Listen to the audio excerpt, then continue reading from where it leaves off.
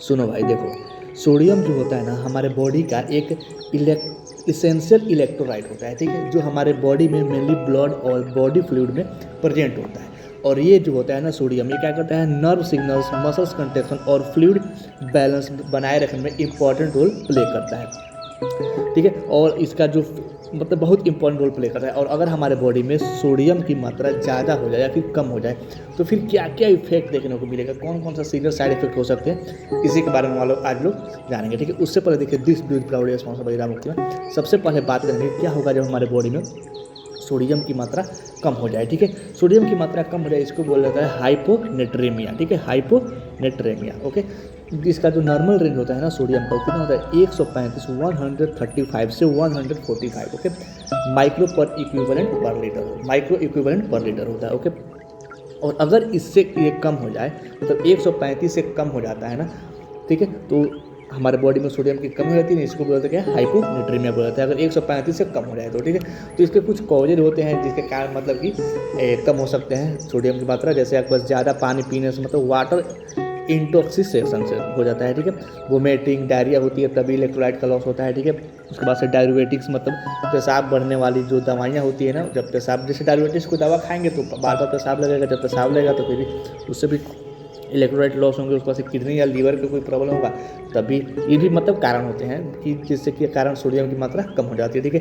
Heart failure में भी sodium की मात्रा कम हो जाती है, या फिर SIADH मतलब सिंड्रोम ऑफ इनएप्रोप्रिएट ADH में भी कम होती है। क्या आपकी मतलब इसी कारण मतलब क्या होता है सोडियम की मात्रा कम हो जाती है, ठीक है। इसके कुछ सिम्टम्स होते हैं, जैसे कि अगर सोडियम की मात्रा कम हो जाती है तो मतलब 135 माइक्रो इक्विवेलेंट पर लीटर से कम हो जाती है तो थकान, कमजोरी, कन्फ्यूजन, चक्कर, नोजिया, वोमिटिंग, सीजनेस और आदमी को कम में जा सकता है। ये सीवियर केस में होता है कि आदमी कम में जाए लेकिन जा सकता है, ठीक है। उसके बाद कुछ ट्रीटमेंट भी होता है, जैसे आपका हो गया फ्लूइड्स, इसके कुछ ट्रीटमेंट हो गए, जैसे आपका हो गया फ्लूइड्स रेस्ट्रिक्शन मतलब कम पानी देना, ठीक है। और IV जो सलाइन होता है ना सोडियम क्लोराइड सॉल्यूशन में देना होता है, ठीक है। अंडरलाइन डिजीज एंड ट्रीटमेंट मतलब क्या ट्रीटमेंट होता है, मतलब ये कि अगर आप ट्रीटमेंट अपने खुद से ना करें, जाकर के डॉक्टर से या फिर हॉस्पिटल में जाकर के अपना चेकअप कराए होंगे। उसके बाद यहाँ पे देखेंगे क्या होगा जब हमारे बॉडी में सोडियम की मात्रा ज़्यादा हो जाती है। जब हमारे बॉडी में सोडियम की मात्रा ज़्यादा हो जाती है ना उसको बोला जाता है हाइपरनेट्रीमिया, ठीक है। हाइपरनेट्रीमिया तब होता है जब 145 माइक्रो इक्विवेलेंट पर लीटर से ज़्यादा हो जाती है तो हाइपरनेट्रीमिया हो जाता है। हाइपरनेट्रीमिया कब होगा जब हमारे बॉडी में सोडियम की मात्रा ज़्यादा होगी, ठीक है। ये होता कब कब है, इसके कुछ कारण होते हैं, जैसे कारण कि सोडियम की मात्रा बढ़ जाती है, जैसे डिहाइड्रेशन, पानी की कमी हो गया, ठीक है। ज़्यादा नमक लेने से भी होता है, डायबिटीज इंसिपिडस में भी होता है, डायरेटिक्स यूज करने से भी होता है, सेवियर बर्न या फिर फीवर उसमें भी होता है। इसके कुछ सिम्टम्स होते हैं कि ये सिम्टम्स से हमें लगता है कि सोडियम की मात्रा ज़्यादा हुई, जैसे प्यास लगना, एक्सट्रीम थ्रस्ट लगने लगता है, ठीक है, कन्फ्यूजन, इरिटेबिलिटी, मसल्स ट्विस्टिंग होने लगती है, सीजर्स हो गया, फिर एक कोमा हो गया, ये सीवियर केसेस में हो सकता है, ठीक है। ट्रीटमेंट वही है कि पानी अभी IV फ्लूइड देना चाहिए जो कि स्लोली देना चाहिए, ठीक है। सोडियम का इंटेक जो होता है वो कम करना होता है, ठीक है। और रूट कॉजेज का ट्रीटमेंट करना जरूरी होता है, लेकिन इतना याद रखिए कि सोडियम की मात्रा बहुत कम होती है, हम मतलब बहुत कम ज़्यादा होता है हमारे बॉडी में, ओके। जब तक सप्लीमेंट ना लीजिएगा तब तक नहीं होगा, खासकर आप गर्मी के दिन में खासकर ज़्यादा अति होती है तो आप इलेक्ट्रोल पिया करिए बस, ठीक है।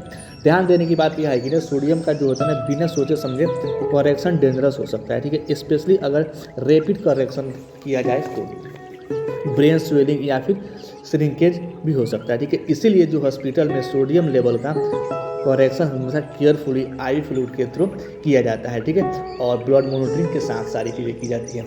ये खासकर हॉस्पिटल में होता है, लेकिन मतलब उसी में हॉस्पिटल में ही ज़्यादा या कम होगा, ऐसे आप नॉर्मल में नहीं हो सकता। नॉर्मल में तभी होगा जब किसी सप्लीमेंट लेंगे तभी होगा, ओके।